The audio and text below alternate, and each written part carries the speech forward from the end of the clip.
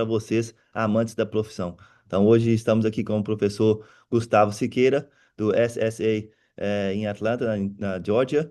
Né? O Gustavo tem uma experiência muito grande, foi um estudante atleta, né, nos Estados Unidos, né, coisa que vários brasileiros, né, e atletas de outros países também vêm para os Estados Unidos para tentar jogar, estudar e depois fazer a transição para o futebol profissional. Então, é um mercado gigantesco, né, nos Estados Unidos que recebe aí, posso falar, aí, milhares de atletas, né?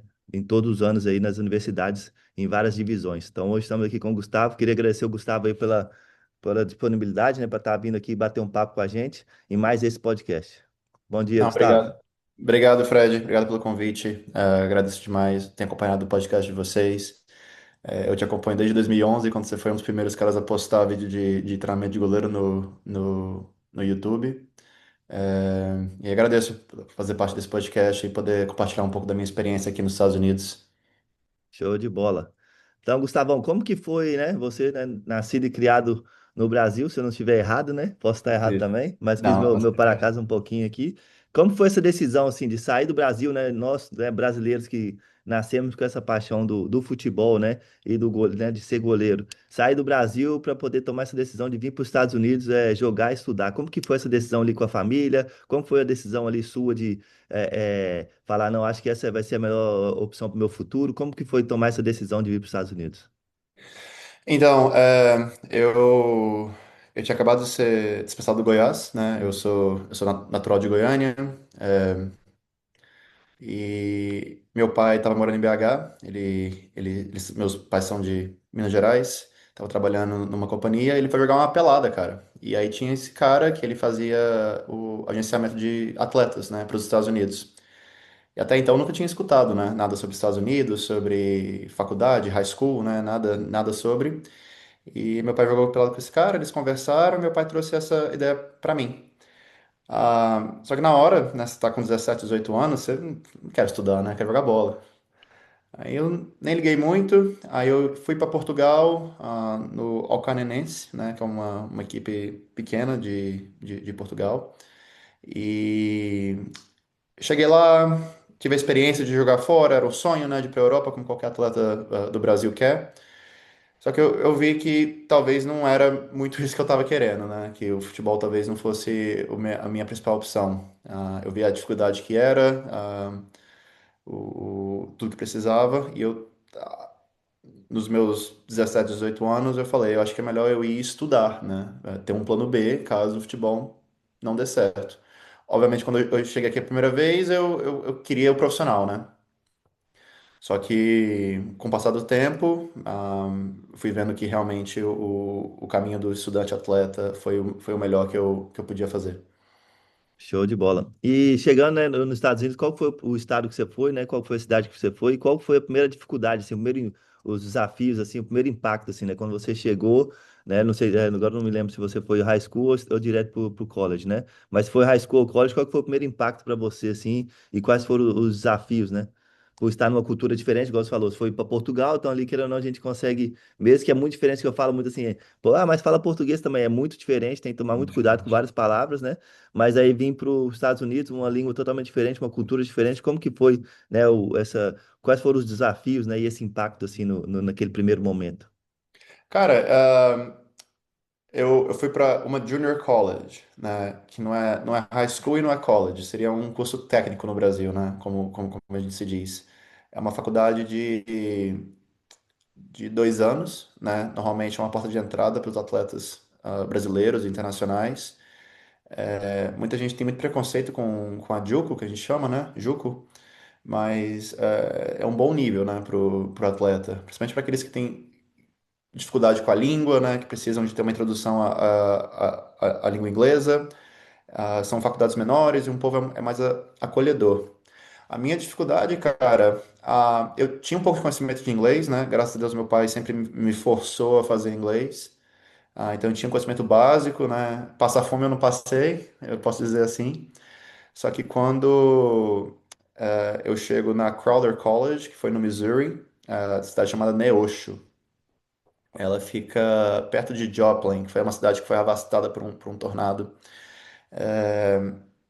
eu chego lá, tinha 23 brasileiros, só no time, fora Então, os outros. não tinha problema tanto da língua, mas às vezes talvez o problema seria como melhorar o seu inglês, né? O tanto de brasileiro na equipe ali, talvez você nem falava inglês direito, né? Vamos dizer assim, né? Entre vocês, Exatamente. né? Exatamente. Então era muito brasileiro. Assim, obviamente que a gente tentava participar da cultura dos americanos. Eu entrei uma aula que chama ESL, né, que seria aula de inglês para alunos internacionais. Então, meu primeiro semestre aqui nos Estados Unidos, eu não tomei nenhuma aula de faculdade, né? Eu só fiz as aulas de inglês. Eu acho que a maior dificuldade para mim foi quando eu chego. São três goleiros e um goleiro era até brasileiro, o Daniel. Se ele estiver assistindo, um abraço para ele. Jogo profissional no Brasil. é, Sempre me tratou muito bem. E quando eu chego cotado para ser o terceiro goleiro, sem saber, né? Obviamente. Eu achando que eu ia chegar para jogar.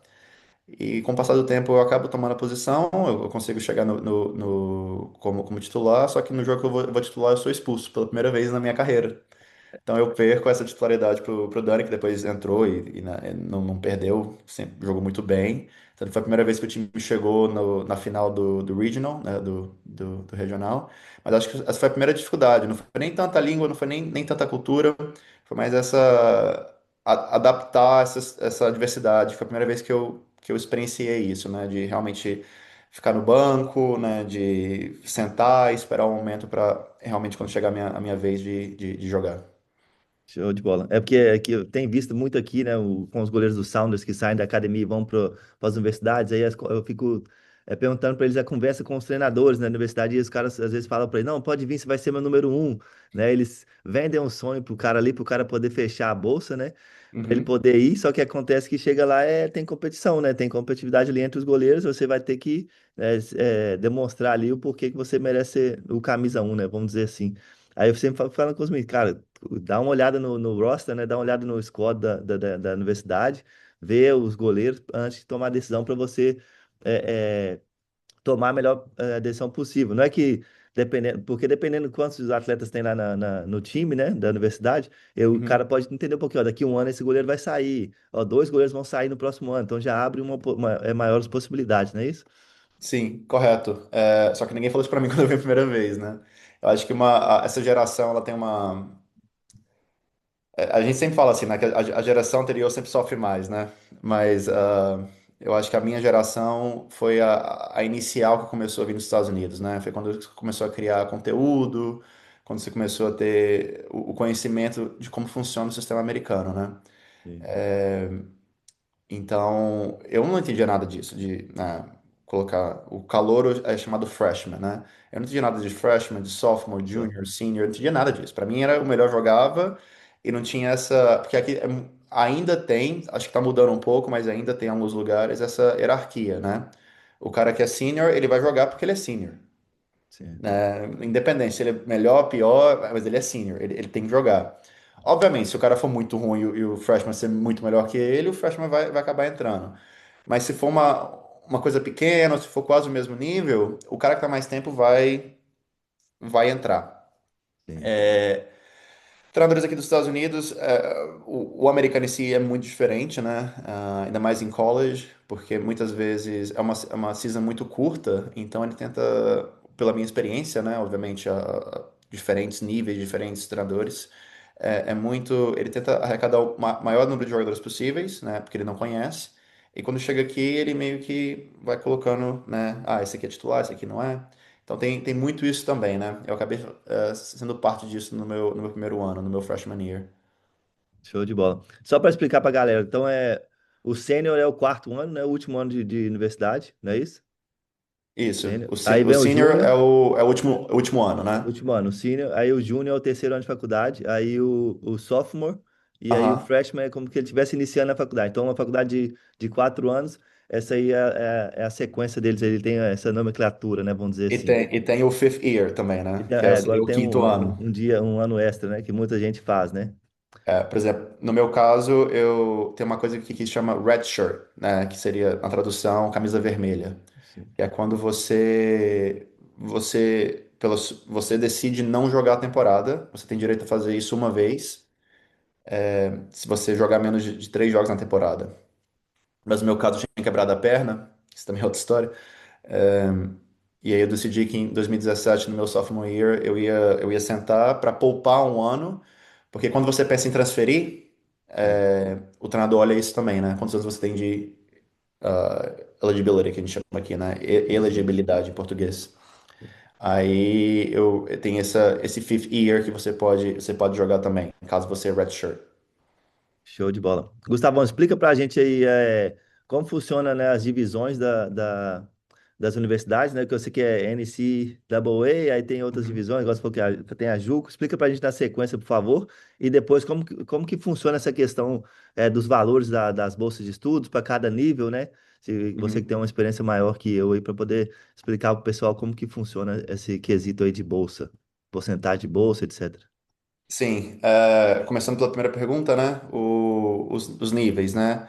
E aqui é interessante porque não quer dizer que você está na divisão um que o seu time seja melhor que um de divisão 3, né? Isso tem muito a ver com as bolsas que a faculdade pode distribuir para vocês, para os jogadores, né?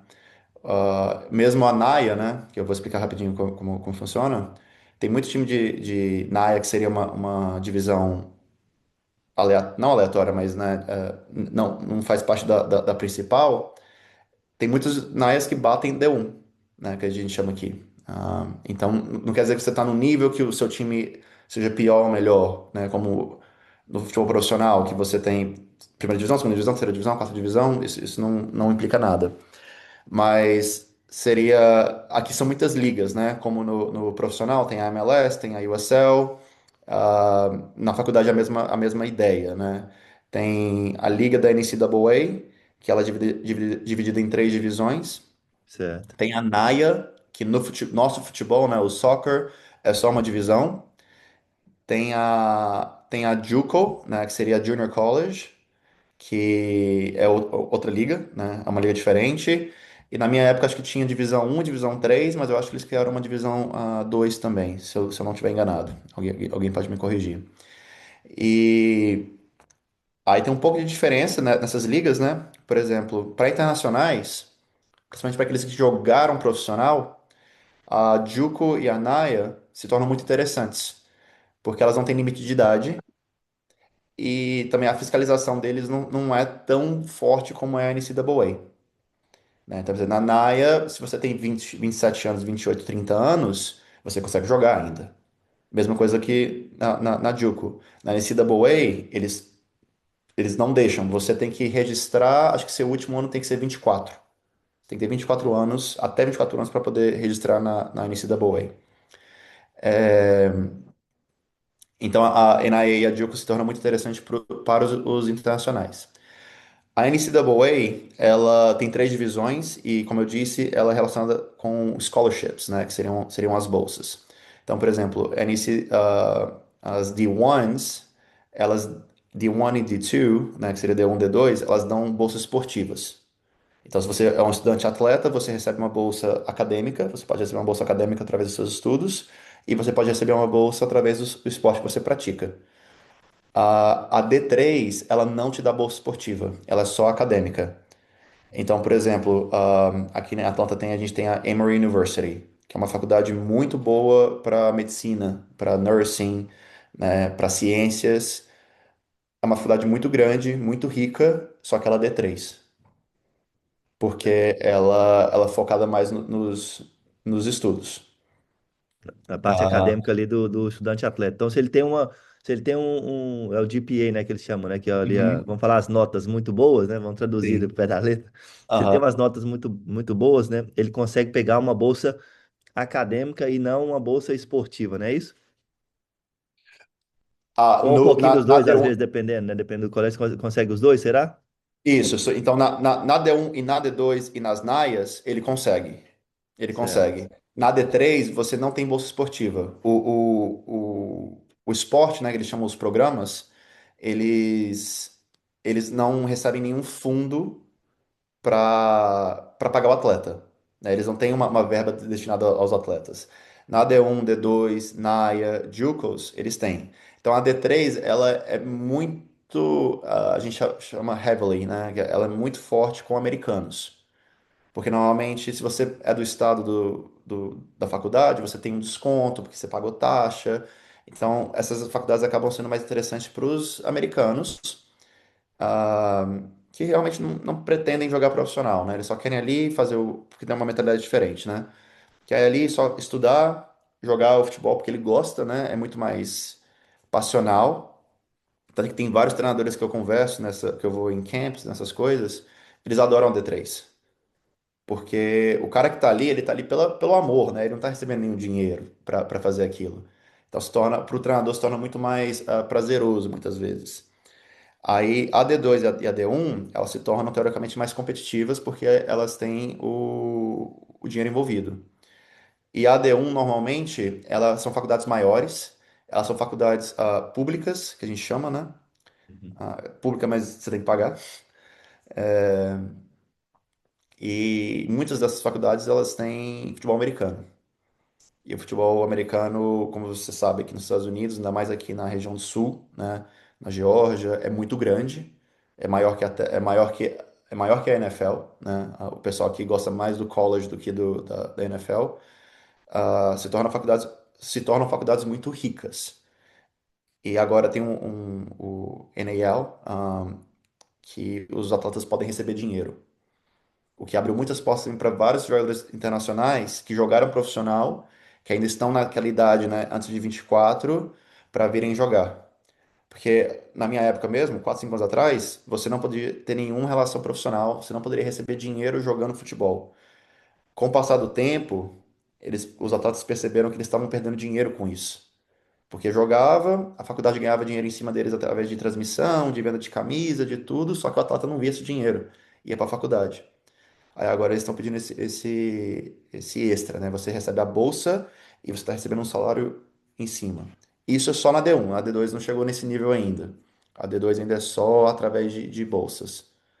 Mas eu sei que é muito complicado, cara. Os Estados Unidos tem muitas, muitas coisas, mas eu espero que eu consiga pelo menos esclarecer um pouco essa situação. Show de bola.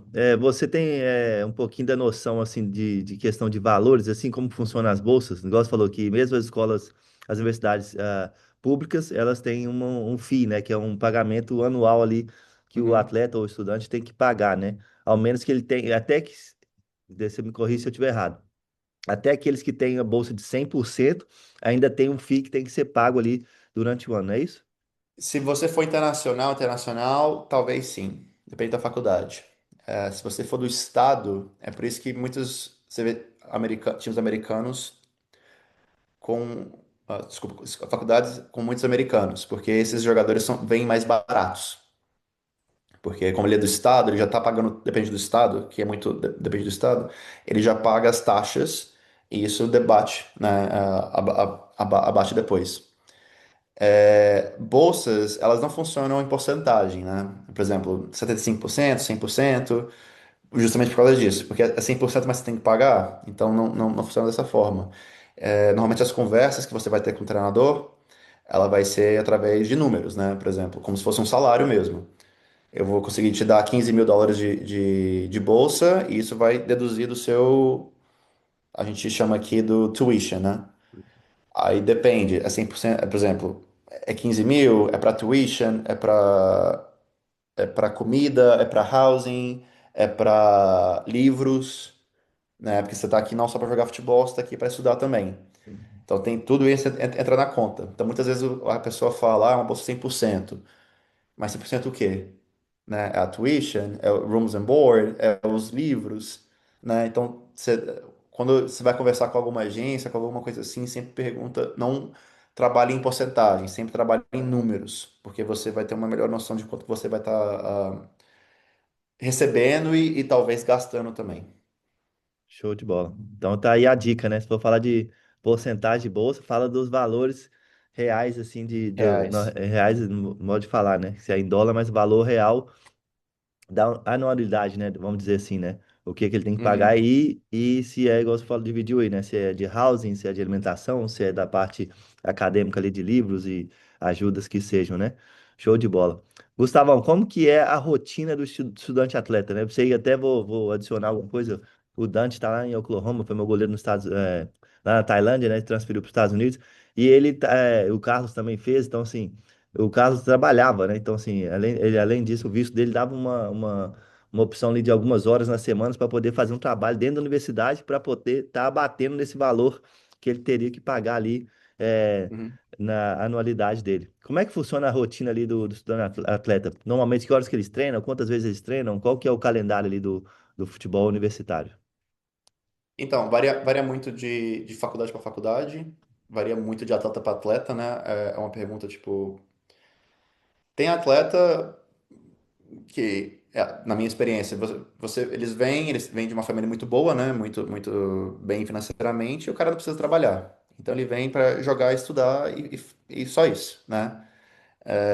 Tem atletas que realmente tem que lutar e tem que arrumar um trabalho. O visto de estudante, o F1, né? Ele te dá o direito de você trabalhar dentro da faculdade, acho que até 20 horas por semana. E durante o verão você pode trabalhar até 40, né? O que a gente chama de part-time e full-time, né? Part-time, meio período, seria 20 horas por semana, e full-time seria 40 horas por semana. Normalmente você vai receber um salário mínimo, né? Que no caso da Geórgia é $7 e 25 centavos. Eu fiz isso, né? Então por isso que eu sei os valores. Normalmente durante a temporada, né? Os treinadores pedem para você não trabalhar, né? Para não afetar, tenta focar no estudo, tenta focar no futebol, porque é uma vida meio estressante, né? Porque você tem dois trabalhos. E no meu caso, que eu fiz Sport Science, né? É um curso um pouco mais puxado por causa da ciência, de fisiologia, de cinesiologia, né? Toda essa parte que requer um tempo a mais de estudo. Então as coisas têm que ser muito bem planejadas. O cara tem que, o atleta, ele tem que chegar aqui já sabendo disso, que não é só jogar bola, que ele pode ser o melhor jogador, mas se ele não fazer parte dos estudos, não vai dar certo. Normalmente você treina de manhã, ah, porque normalmente é no verão, né? Então os treinos são na parte da manhã. A pré-temporada você não tem faculdade, né? Você não tem escola, então normalmente são 2 períodos. No meu primeiro ano foram 4 períodos. O meu Juco começava às 5 horas da manhã, acabava 8 horas da noite. Mas depois que eu fui para uma faculdade de 4 anos, as coisas ficaram um pouco mais normais, né? 2 períodos, e quando a faculdade volta, a escola volta, aí fica só um período mesmo. Eu treino na parte da manhã. Quando eu fui fazer meu mestrado também, a gente treinava na parte da manhã, mas eu conheço faculdades que preferem treinar à noite, né? E isso o treinador muitas vezes ele decide depende dos atletas também, né? Por exemplo, se a maioria dos atletas estiverem em aula à noite, ele provavelmente vai passar o treino para de manhã. Mas se for o oposto, ele passa o treino para a noite. Então é muito variado isso, né? Mas é sempre assim, manter o foco que você tem que estudar e jogar. Porque se você não performa no campo, você perde bolsa. Se você não performa na sala de aula, você perde bolsa. Então é essa pressão que você tem que saber como lidar e como aqui nos Estados Unidos, né, time management, que eles falam, né? Você tem que ter isso muito bem pensado, colocar no seu calendário, colocar numa agenda, alguma coisa assim, falar, olha, das 9 às 11 eu tenho treino, e depois eu tenho 1 hora para almoçar, depois eu tenho aula, e no final do dia é esse tempo que eu tenho para estudar. E muita gente tem que trabalhar ainda, né? Então você tem que colocar ainda no meio ali o trabalho. Então é uma vida estressante, mas que vale muito a pena, cara. No final, depois que você pega o diploma, você anda ali, né? Sua família vê tudo, é bem gratificante, sabe? Então é um estresse que vale a pena. Show de bola. Então, uma dica importante para aqueles, né, que querem um dia se aventurar no esporte universitário é gerenciamento do seu tempo, né? Saber gerenciar ali o treino, o estudo, o trabalho, né? Igual você falou, treino às vezes 2 períodos, né? De manhã à noite, tem que fazer academia, né? Gustavão, então, saiu do Brasil, teve a oportunidade lá em Portugal também, aí veio para os Estados Unidos. Conta um pouquinho para a gente a diferença de treinamento, né? Mais focado aí no treinamento de goleiro. Quais foram as diferenças aí que mais te impactaram aí nessa parte cultural, assim, né? Saiu do Brasil, foi para Portugal, chegou nos Estados Unidos. O meu primeiro treinador de goleiro, quando eu cheguei aqui, ele era do México, né? Então. Não teve tanta diferença na parte técnica, eu diria. No Brasil também é um treinamento intenso, só que eu acho que o México é um nível acima, né? Na questão de salto, questão de full work. Full work seria o coordenativo, né? Eu acho que o goleiro daquela parte da América Central, o treinamento de goleiro é bem focado nessa parte, né? De agilidade, de explosão. Então a gente fez bastante isso. O lado bom dos Estados Unidos é que você conhece várias culturas, né? Em um só lugar. Porque eu tive treinador inglês, eu treinei com um cara italiano também, que foi muito interessante.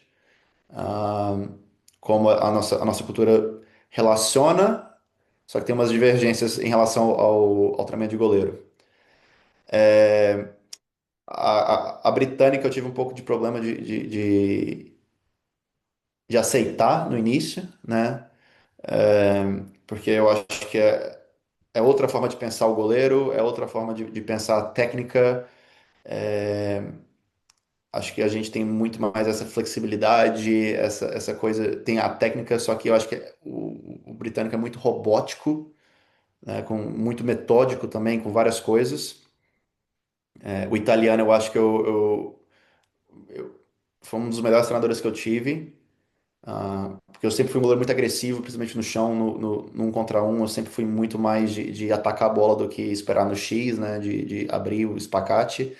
E ele, né, sempre enfocava nisso, né? De atacar a bola com a mão, primeiro com a mão. E, minha opinião, eu sempre gostei muito disso. Acho que isso também me formou um pouco. O nível de treino, como eu disse, no Brasil eu acho que é melhor. Eu acho que, como todos os outros que passaram aqui, a gente fala, a gente pode ser um pouco enviesado, né, de falar sobre isso, mas eu acho que o goleiro brasileiro é inigualável em qualquer aspecto, técnico, físico, a leitura de jogo. Eu acho que a gente está um pouco mais acima do que eles, os que eu conheci aqui nos Estados Unidos, né?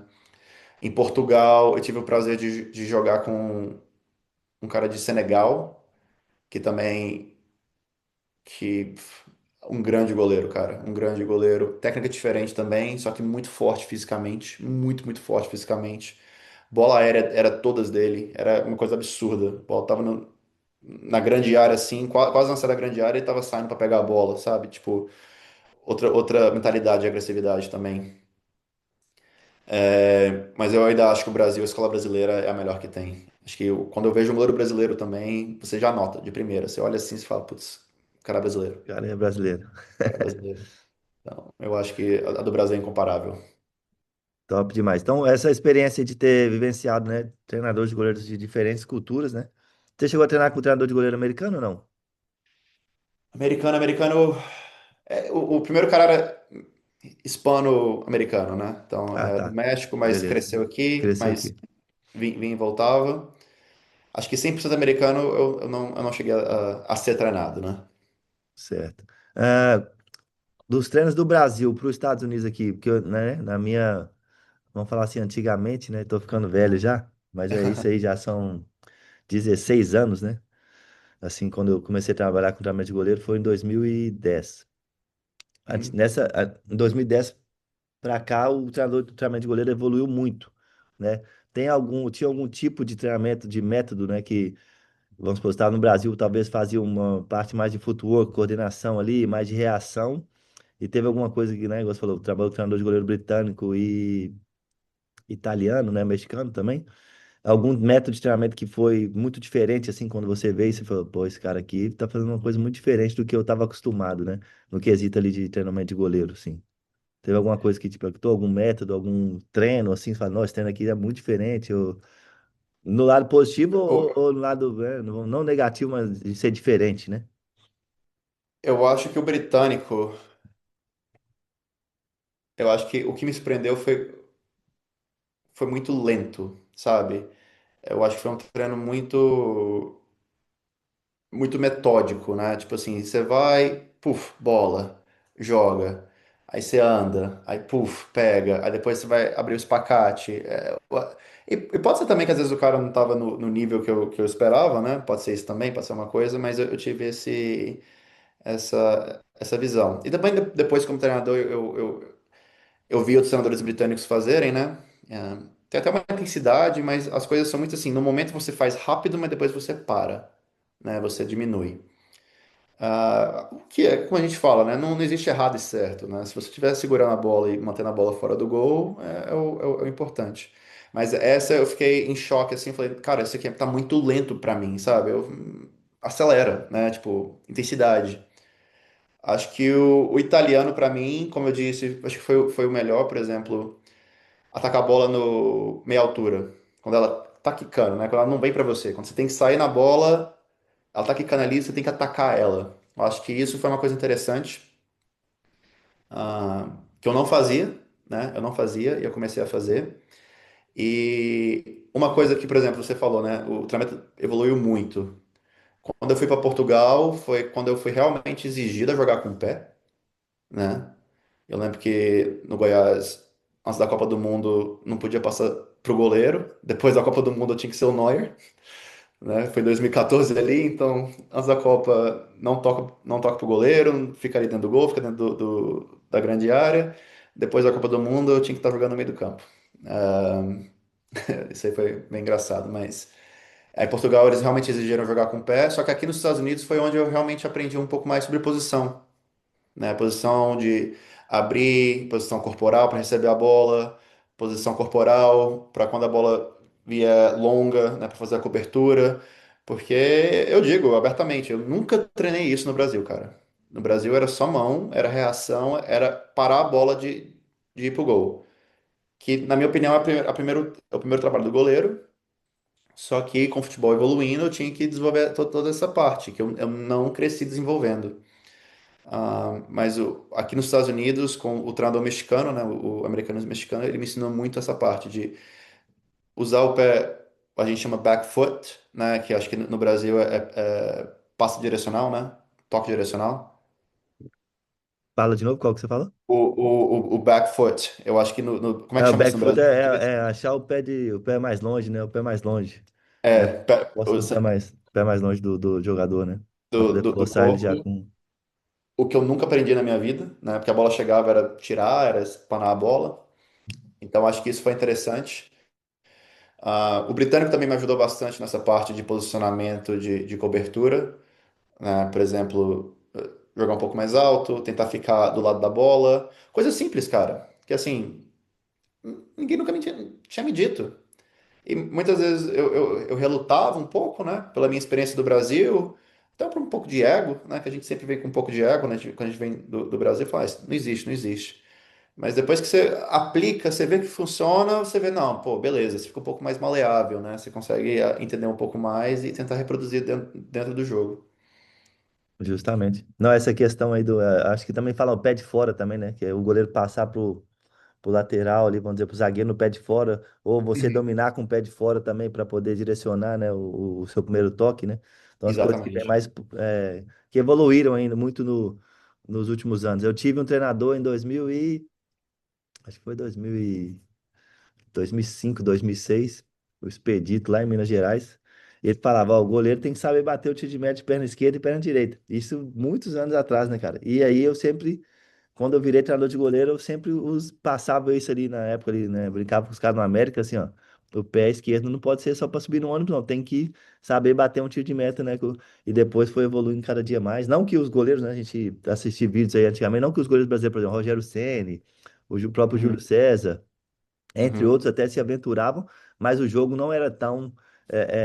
A demanda da parte de construção ali, né, na parte de organização ofensiva para o goleiro não era tão grande o qual é hoje, né? Então essa evolução foi, vamos dizer assim, foi da água para o vinho, assim, né, no Brasil, Cara, é até interessante você principalmente. falar sobre isso, porque eu fui fazer um teste na América e o treinador era o Carlão. Não sei se você chegou a conhecer ele. Mas foi meu treinador de goleiro. Depois foi meu Quando, companheiro de trabalho, né?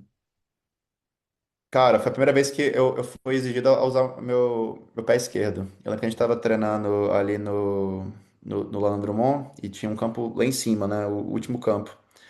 E tava, acho que o Jory tava lá também, a época do Jory. Acho que era o Gão, tinha acho que era um 95 ou um 96 que tava lá, eu sou 97. E tava lá, vamos treinar batida, né? Tipo, tiro de meta, quebrada, tudo. Aí, pô, direita, indo bem, e falou, esquerda. Eu, porra, desculpa. Mas eu falei, pô, não consigo, né? E os meninos, pô, Dia a esquerda, dia. direita, cara, foi parecendo, eu me senti como se estivesse na escolinha, sabe? Minha bola não saía do chão. Aí foi a primeira vez que eu tive um toque. Falei, poxa, eu tenho que ir na minha perna esquerda, velho, porque tá precisando. Justamente. E hoje em dia, eu fico brincando que quando eu tinha 15 anos, eu mal batia tiro de meta. Hoje em dia, os goleiros aqui de 15 anos, se não bater tiro de meta, nem vai jogar, né? Exatamente. A demanda ficou, às vezes eu fico pensando aqui até demais, né? Mas evoluiu tanto que hoje, os meninos de 15 anos, a gente já tá. O tiro de meta dele tem que estar passando no meio de campo. Na minha época, eu mal saía, o meu saía da grande área, né? Mesmo, a mesma coisa. É isso aí. Gustavão, você acha que né, quando você, né, veio para os Estados Unidos, você falou que utilizou a empresa no Brasil, né? Tem gente, hoje tem várias empresas que fazem essa parte de intercâmbio aí do estudante-atleta. Você acha que é realmente necessário o atleta ter uma empresa ou ele consegue fazer essa conexão sozinho? Acho que se a pessoa for esforçada, se a pessoa for autodidata, né, se ela conseguir fazer as coisas por ela mesma, ela não precisa, né? Mas ela tem que estudar, ela tem que procurar saber como funciona. Porque a empresa normalmente, as boas empresas, né, elas ajudam também com o processo de imigração, né? Não só com a bolsa, mas as empresas que também tem que tomar muito cuidado, né? Tem até um grupo que eu participo de brasileiros que os senadores estavam reclamando disso, né? Que tem muito menino que vem aqui, fica um ano e já abre uma empresa, né? Então tem que tomar muito cuidado com isso, ver se a empresa já tem uns anos no mercado, porque se for só para bolsa, se for só para conhecer o treinador, isso você faz sozinho. É uma coisa que eu nunca escutei também vindo, né? Que nem eu falo, a geração passada sempre sofre. É entrar na faculdade, é mandar e-mail, é mandar vídeo, é fazer todo esse percurso, né, tentar conversar sobre as bolsas. Isso você consegue fazer, a internet está aí, né, AI está aí para ajudar no inglês. Ah, não falo inglês. Poxa, cara, né, você coloca ali no AI e manda um e-mail direitinho, explicando quem é você, o que você faz. Os treinadores procuram isso. Aqui nos Estados Unidos, o treinador adora jogador brasileiro.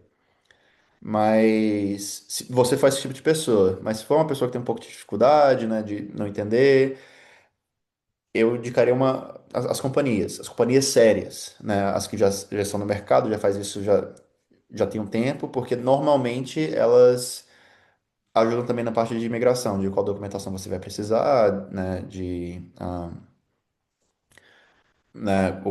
também eles podem ajudar com um pouco de conexão, né, normalmente as companhias já têm as faculdades que eles conhecem. E se o seu caso for só querer vir para os Estados Unidos, pode ser uma boa ideia. Mas você consegue vir sozinho. Conheço várias pessoas que vieram através delas mesmas, né? Ah, que companhia? Companhia nenhuma. Entrei, mandei e-mail, procurei, fiz minha documentação e chegou. Então realmente depende muito de você, né? De quem é você, se você é mais descolado para isso, né? Consegue fazer as coisas por você, ou se você prefere ter alguém para realmente supervisionar. Show de bola. Principalmente com a questão do visto, né? Acho que o visto é o mais delicado, né? Acho que fazer a conexão ali com os treinadores, igual você falou, pode pesquisar no site, nas universidades, mas a questão do visto aí tem que ser bem feita para não ter nenhum problema aí no futuro, correto? Exatamente. Gustavão, então, fez lá 4 anos, né? Sport Science, né? Que você fez, Isso. universidade. Sport Science, agora fez essa transição para treinador de goleiro. Como que foi essa transição aí? Como que tá o dia a dia de você aí no SSA? Né? Conta um pouquinho pra gente aí, né? O clube tem parceria aí com a Premier League. Como que estão Uhum. as coisas aí nesse novo desafio? Eu gosto muito, cara. É um clube que sempre me trata muito bem, sempre me tratou. Um pouco de contexto, eu joguei um verão para eles, né? O verão do Covid. Então não teve liga, mas eles mesmo assim fizeram alguns jogos amistosos.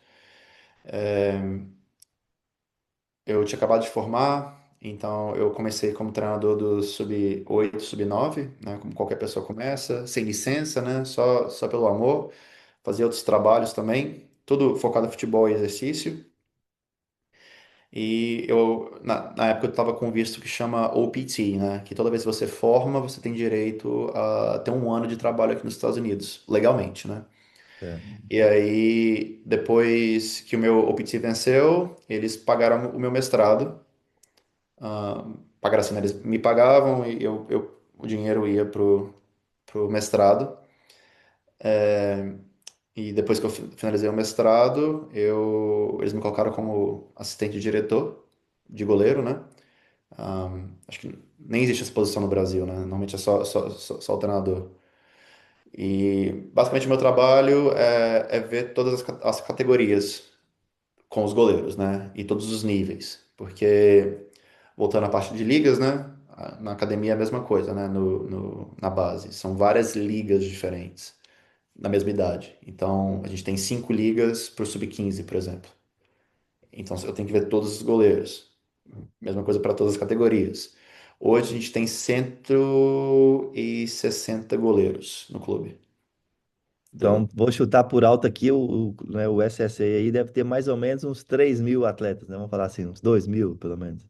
Só essa eu sei, né? Que a gente fez a parceria com Swarm FC, Ah, né? E essa parceria, a gente tem 3 franquias agora, né?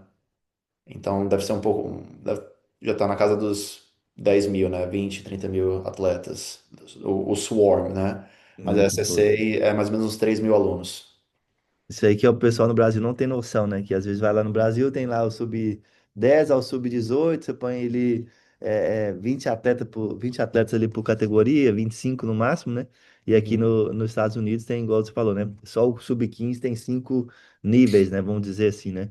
exatamente. E como funciona aí o dia a dia de vocês aí de trabalho, né? Com os goleiros? São os treinos, né? Por ter tantos goleiros, os treinos são separados. Tem alguns goleiros que treinam separado da equipe, que vão treinar com você, com o treinador de goleiro. Aí vocês dão prioridade para quem tá jogando, né? O MLS ali Next, né?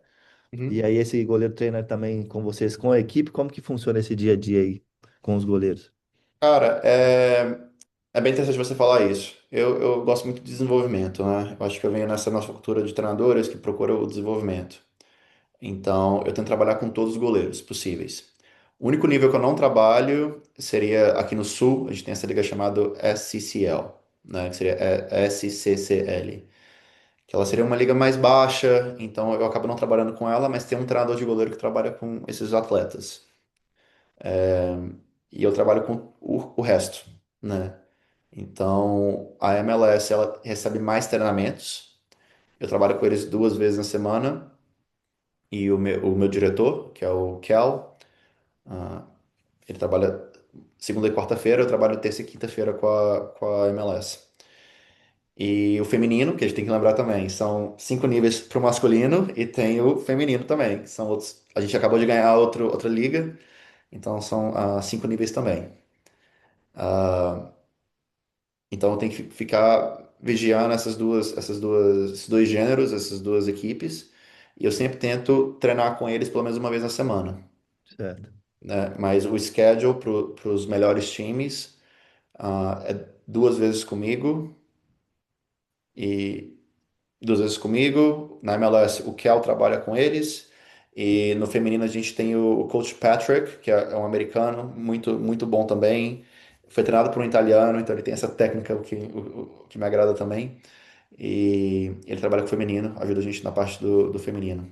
A gente está trabalhando, eu comecei a implantar, né? Porque as pre-academies, né, que seria a pré-equipe no Brasil, não recebia treinamento de goleiro antes de eu chegar.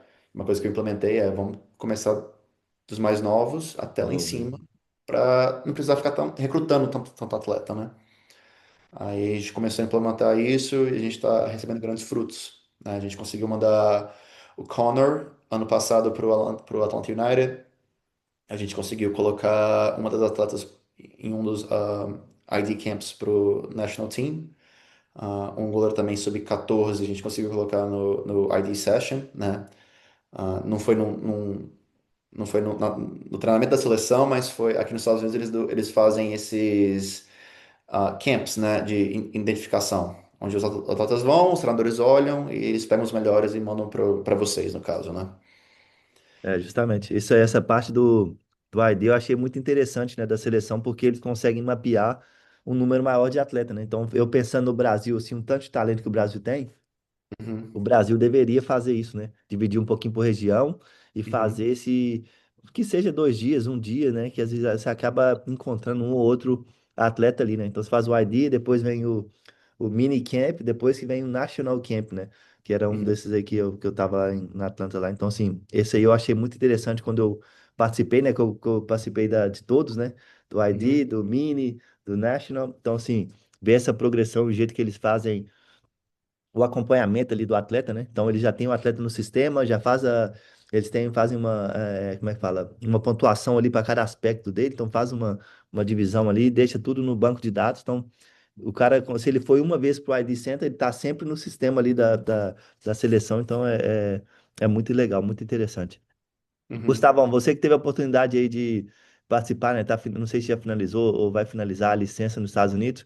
Às vezes eu falo com o pessoal, depois vou complementar, depois que você é, falar pra gente um pouquinho da licença de treinamento de goleiro que voltou, né, para os Estados Unidos, que tinha parado, né? Antigamente tinha, né, a licença B, a licença A, até que eu brincava que aqui nos Estados Unidos você tinha que ter a licença A de treinador para poder fazer a licença A de goleiro, né? Então, uma coisa assim, na Ásia você precisa ter a C de treinador para Uhum. fazer a B ou nível 3 de goleiro. E aqui, antigamente, você tinha que ter a A de treinador para fazer a A de goleiro, né? Que para mim não faz sentido nenhum.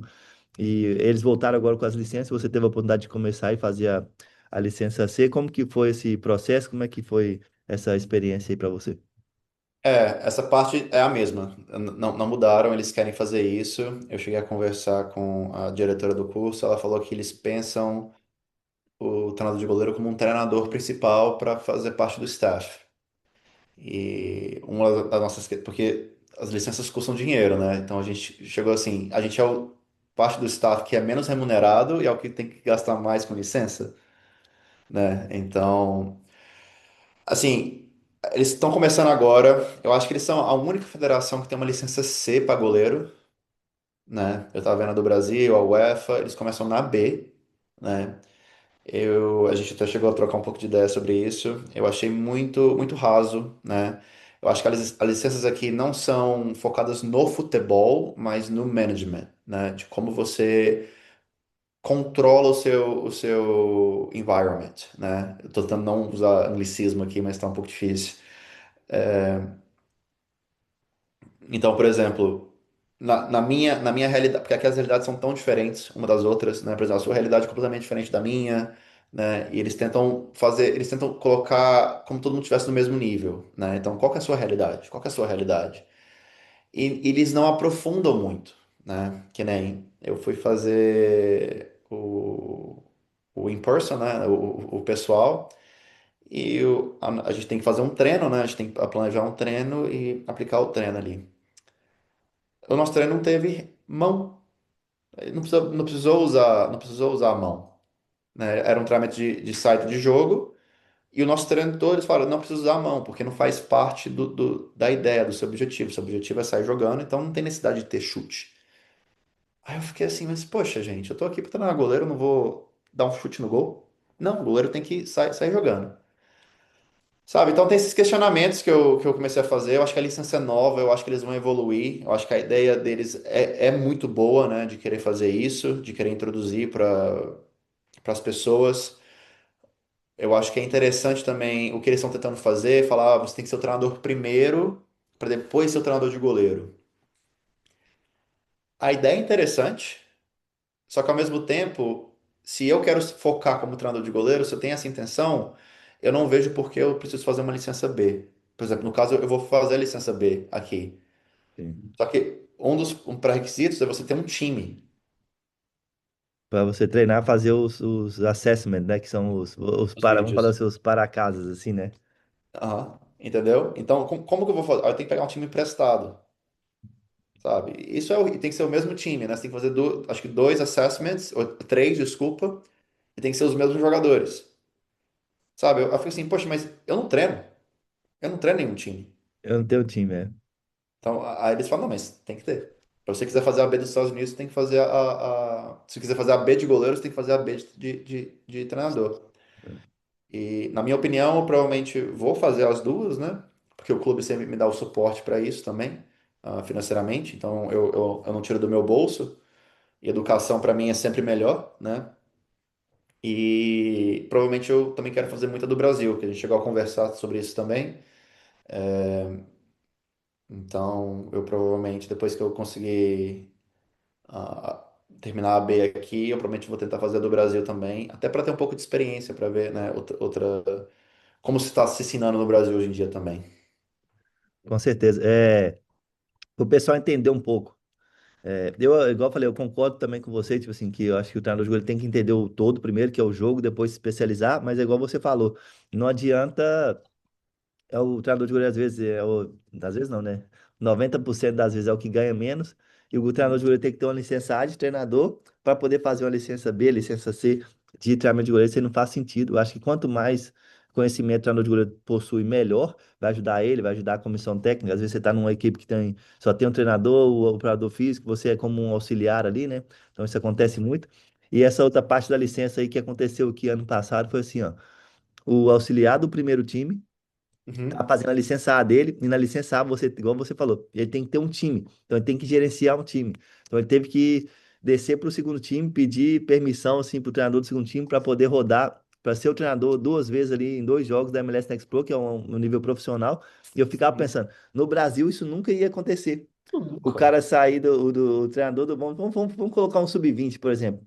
Né? O treinador auxiliar do primeiro time, lá do Cruzeiro, descer na Copa São Paulo ali para poder gerenciar dois jogos, que Uhum, tem que ser jogos valendo, né? Valendo 3 pontos, para uhum, poder fazer o assessment, né? Fazer ali o para-casa dele, da licença dele, né? Tem que gravar a pré-eleição, o pré-jogo, o pós-jogo, as sessões de treino, né? Tem que rodar várias sessões de treino. Eu fui pensando, é muito interessante, é legal, porque é uma experiência única, né? Principalmente se o cara ainda não foi treinador em alto nível. Mas no uhum. Brasil nunca iria acontecer, né, cara? De você conseguir pegar uma equipe, treinar ela por uma semana, ir para o jogo sem ser o treinador principal. Acho que isso aí, o brasileiro ainda ser uma coisa muito fechada, ia ser muito interessante isso aí, cara. Ia, porque no Brasil, né, seu trabalho vale por uma semana, né? Se você perde dois jogos, você tá fora. É, Então, assim, então, não teria condição no Brasil, né? É que nem você falou, é interessante a ideia, eu acho legal, só que eu acho que também tem que trazer um pouco para a realidade, né, dos treinadores. com Então, certeza. mas é que nem eu falei, não é uma licença ruim, eu acho que ela precisa ser desenvolvida. Eu acho que com o futuro, com essas coisas mudando aqui nos Estados Unidos, eu acho que ela vai se tornar uma licença muito mais forte. Com certeza. Não, tem muita coisa boa. Essa questão dos assessments, mesmo que é muito trabalhoso, né? Eles fazem, né? Que você tem Uhum, que filmar o treino, aí você vai numa chamada de Zoom, igual nós estamos aqui, para poder compartilhar aquele vídeo. Aí você tem que colocar o vídeo na plataforma, tem que mostrar o plano de treino. É muito legal, mas às vezes fica fora de mão para aquelas pessoas que não estão inseridas ali no meio, né? Às vezes o cara tá dando só treino particular por fora, não tem uma equipe ainda, tanto na parte de goleiro quanto na parte de treinador principal, vamos dizer assim. Então. Mas é uma ideia legal, é igual você falou, é só eles têm que dar uma ajustada de acordo com cada um, assim, vamos dizer, né? uhum, Então é interessante. Gustavão, para finalizar, deixa aí uma dica aí, um recado para quem quer trabalhar nos Estados Unidos, para quem quer ser treinador dos Estados Unidos, ou para quem quer vir estudar nos Estados Unidos.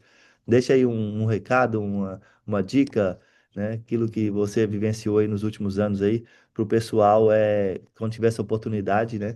Já chegar um pouquinho, vamos dizer assim, vacinado, né? uhum. Cara, eu acho que é vir com a cabeça aberta, é vir sem nenhum preconceito, é vir sem absolutos, né? Que eles falam. No futebol não existe absoluto. Acho que como a gente conversou, né? Há várias formas de se fazer um treinamento de goleiro, de fazer um goleiro, né? De formar um goleiro. Então, a minha dica é essa, né? Obviamente, né? A língua é importante. O inglês é importante, só que o espanhol é tão quanto. Acho que essa é uma coisa que eu aprendi aqui nos Estados Unidos, é que o inglês é interessante você saber, só que o espanhol é tão importante quanto, cara. Então, se tiver com dificuldade no inglês, cara, faça um espanhol, sabe? Porque 90% dos treinadores aqui são de língua espanhola ou portuguesa, né? que no caso a gente não precisa, né? A gente já fala, mas ter essa segunda língua eu acho importantíssimo. E como eu falei, cara, cabeça aberta, vem para aprender também. Entenda que há pessoas que sabem coisas, né? Que ninguém, eu tenho uma frase que ninguém é ignorante o suficiente para não ensinar nada. Seja do lado bom do ruim, você sempre pode aprender com as pessoas. E se você vier para estudar, cara, vem com a cabeça aberta para aprender, para se formar como um ser humano, né? Acho que essa coisa é muito importante. Conhecer outras culturas e tudo. Acho que a beleza dos Estados Unidos é essa, né? Você tem muitas culturas em um só lugar, várias línguas. Acho que isso é um crescimento pessoal muito grande para todo mundo. Show de bola. Falou em espanhol, habla espanhol, amigo. Ele apareceu. Felipe Esteves. É, eu tenho que melhorar meu espanhol. Um dia eu fui mandar feliz aniversário pro Felipe, eu fui mandei Feliz Natal. É. Você viu o tanto que meu espanhol é bom. Tá sabendo, É, tá sabendo. é isso aí. Felipão, Bom quer dia, fazer, Fred. fazer alguma pergunta aí para fechar com o Gustavão?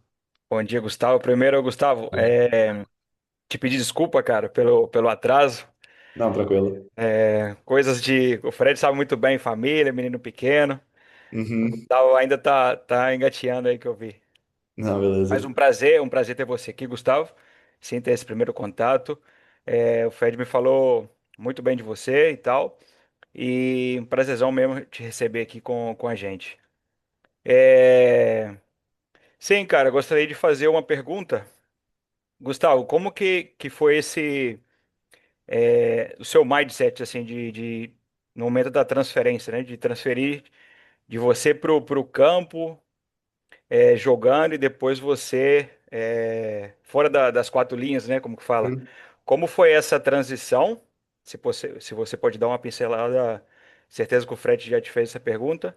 Porém, desde a perspectiva desse jogador e depois treinador, dentro da mentalidade de, às vezes eu me equivoco dentro do jogo, eu cometo alguns erros dentro do jogo.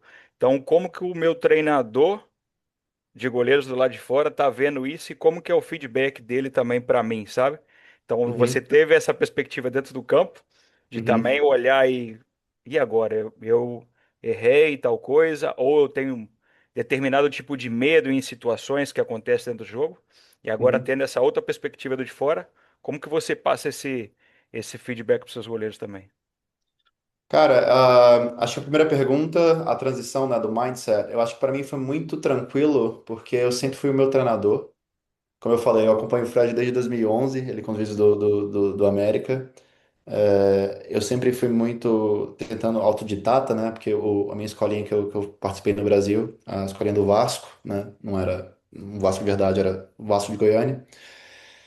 A gente tinha uns treinadores de goleiro, só que eu não chegava, só que não ficava muito tempo, e muitas vezes eu tinha que treinar por mim mesmo. E eu tomei a paixão pelo treinamento de goleiro com um cara que é o meu mentor até hoje, que é o Paulo Gustavo, né? Ele é um cara que se eu tô aqui conversando com vocês hoje é por causa dele. Ele me mostrou o amor que eu tenho pela posição e por ensinar e por ah, share my experience, né? Tipo, passar minha experiência para as próximas pessoas. Então eu sempre tive isso muito na minha cabeça. Quando eu terminasse de jogar, eu queria ser treinador, né? Uhum, Então para mim foi muito muito tranquilo, foi essa ideia que eu sempre tive. Eu quero ficar no futebol, né? Então para mim foi muito tranquilo. A segunda pergunta, né, que é, eu sempre penso como eu era atleta. É uma coisa que todo mundo pergunta, mas não sei o que. Cara, quando eu jogava, eu pensava dessa forma, uhum, né? Então assim, as coisas que eu gosto, as coisas que eu não gosto, muitas vezes eu acabo passando para eles, né? E eu até eu tenho que tomar um cuidado com isso, né? Porque muitas vezes o que eu gosto a pessoa não vai gostar. Mas eu sempre me coloco assim na posição de atleta, né?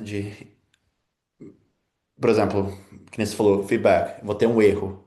uhum, Cara, eu detestava, eu tinha um horror de ser exposto, né? Você errou e o treinador vem e começa a gritar. Pô, mas não era assim. Agarra a bola, sai na bola, né? Chuta. Tipo, até hoje, quando eu vou jogar aqui final de semana no Sunday League. Tem uns treinadores mexicanos que começa a gritar comigo e eu já fico bravo. Então eu não faço isso, cara. Durante o jogo eu não converso com o jogador. Talvez, assim, quando o treinador me pede para conversar, falar, olha, mais calma, assim, assim, assado, espera mais um pouco. Mas todo o meu feedback vem no intervalo e no pós-jogo, Perfeito. né? E como o Fred, eu comentei com o Fred, eu tenho 130, 160 goleiros, eu acho, se eu não estiver enganado. Era 130, 160, acho que adicionou alguns mais no clube todo. Então é muito difícil para eu ter esse acompanhamento individual com os goleiros, mas eu tento ao máximo, né, fazer individual, principalmente com da primeira equipe, né, da MLS e aqui a nossa melhor liga pro feminino é o GA, é o Girls Academy. Então uma das coisas que eu faço, eu peço para eles mandarem clipes, né, 3 clipes que eles fizeram bom e 3 clipes que eles fizeram alguma coisa não tão boa, né, para eu conseguir pelo menos acompanhar um pouco o que eles estão fazendo. Porque senão é muito vídeo, é muito jogo que eu tenho que ficar acompanhando. Muitas vezes eu tenho que ficar meio tempo em um time, meio tempo em outro, porque eles jogam ao mesmo tempo. O 15 e o 16 jogam ao mesmo tempo. Então, mas eu nunca grito, né? É uma coisa que eu falo, eu não tenho razão gritar com um menino de base. Um menino de 16, 17 anos. Ainda mais aqui nos Estados Unidos, que não tem pressão, não tem torcida, sabe? Não faz sentido. É chegar, conversar, explicar, mostrar e trabalhar, né? E né? Você trabalha, você tenta, se o atleta conseguir, né, entender aquilo e performar, mantém. Você trabalha um ano, você vê que não deu certo, talvez seja um momento de troca, né? Aí você explica, olha, a gente está tentando, a gente está mostrando, está fazendo, não está funcionando, acho que é melhor a gente descer um nível e colocar outro. Como que a gente, essa semana a gente teve que fazer com um dos atletas. Perfeito, perfeito, Gustavo. Show Muito de bom. bola. Então é isso aí, listos? Listos. Isso. Então agradecer mais uma vez ao Gustavão pela oportunidade, pelo tempo dele aí, né? Destinado a gente aqui para poder compartilhar, né? Você compartilhou dezenas de informações aí privilegiadas aí para quem quer vir morar nos Estados Unidos, para quem quer jogar, para quem quer trabalhar, né? Como que funciona nessa questão aí. Lá no Brasil, eu falo que os meninos são mimados, né? Porque a gente fala spoiled aqui, né? Aham. Que às vezes ali na categoria com três, quatro goleiros, você tem um treinador de goleiro para cada categoria, né? Mesmo em equipes de menor expressão, né?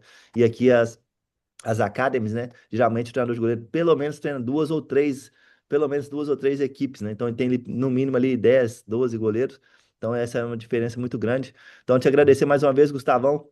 Vocês que estão ligados com a gente aí, né? Confiram os outros podcasts. Então esse foi o quinto podcast agora aqui com o Gustavo. Então fiquem ligados nas nossas redes sociais, deixam aí seus comentários, perguntas e indicações aí também de profissionais que a gente possa trazer no futuro para poder estar aqui compartilhando um pouquinho do dia a dia deles, beleza? Valeu, Filipão. Show de bola, galera. Um abraço aí a Valeu, todos, né? Gustavão. Obrigadão, cara. Obrigado pela oportunidade. Agradeço demais.